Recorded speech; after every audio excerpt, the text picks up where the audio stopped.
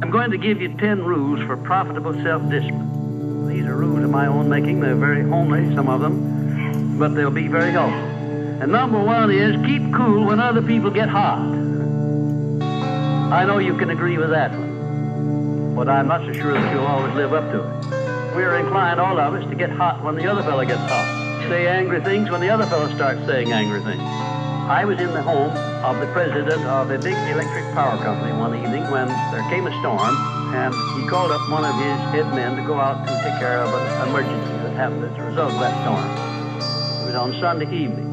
The man was gone about 2 hours, and when he came back, he came up on the front porch of the home of this man and called him out on the porch, and I never heard a man get such a tongue lashing in all my life as this president of the electric power company did. Blankety blank blank, you think because you're the president of the company, blankety blank blank, and I'm just as good as you are, blankety blank blank. Oh, it was terrific. I only heard one side of the conversation because there was only one side of it. One man was doing all the talking, and one man was doing all the listening.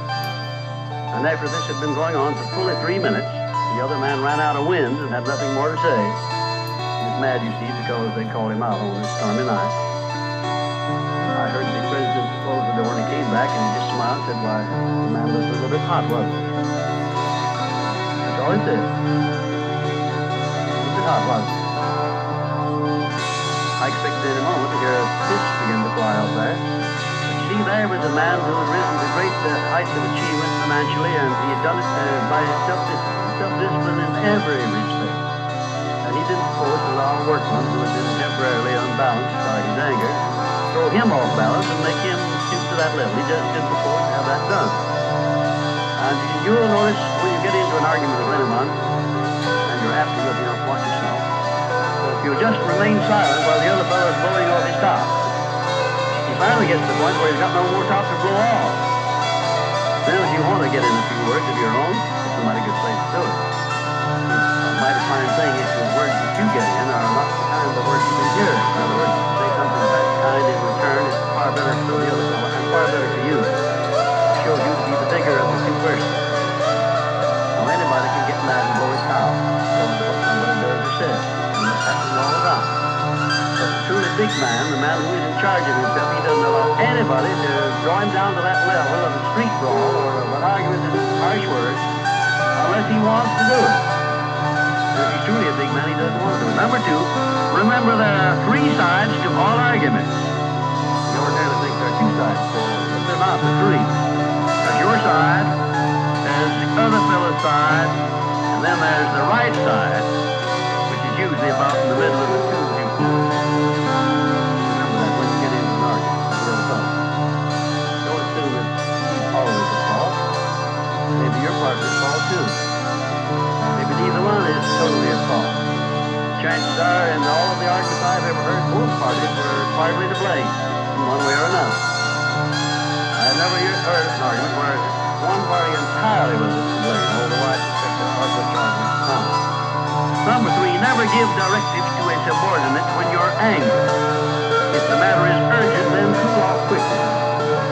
Number 4, treat all people as nearly as possible as if they were rich relatives from whom you expected to be remembered in their will. Now that's a good one. That's a honey. That is a honey. If you just do that, treat all people as if they were rich relatives from whom you expected to inherit something after their death. And you can do that. You know who had a rich relative that had $1 million he's going to leave to live, you suspect he was going to? It wouldn't make very much difference what he said or did. He would never throw you off balance. You'd never talk back to him, would you? Of course you would.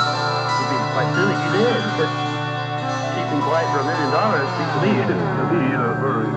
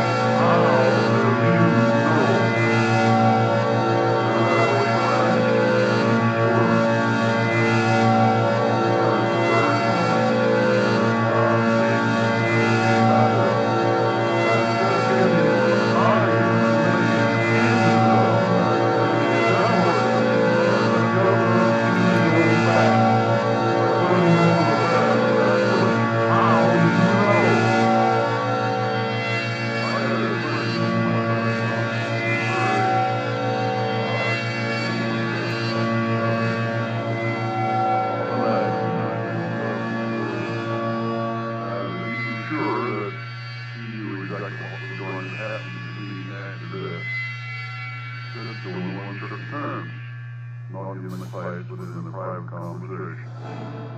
He raved and ranted for quite a little while about it, and we got to it, how do you know, Pearson? And that really put him over the bar. He said, that's the way I feel about it, that's my faith. I said, well, now, belief in faith is one thing, but having evidence is something else again. How do you know what's going to happen in the end, right? I don't know, and I doubt that you do. How do you know?